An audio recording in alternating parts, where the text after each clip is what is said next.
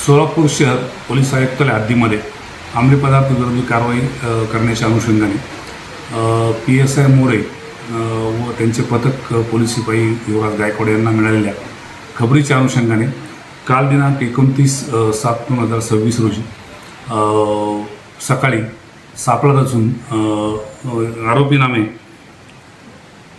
रुपेश प्रदीप थडसरे वय 34 राहणार सोलापूर यास ताब्यात घेऊन त्याच्याकडं अंगझडतीमध्ये त्याच्याकडं अंमली पदार्थ मिळून आला होता. सदरचा अंमली पदार्थ हा मोफॅडन असल्याचे प्रथमदर्शनी निष्पन्न झाले नाही.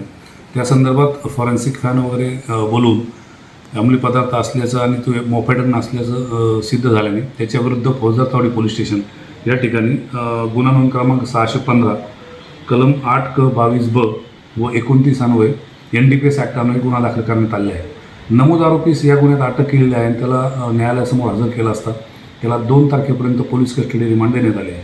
नमूद आरोपीकडून पुढील चेन ही शोधण्याचं काम आता प्रगतीपथावर आहे. सदर गुन्ह्याचा तपास PSI बनसोडे आणि करत आहेत.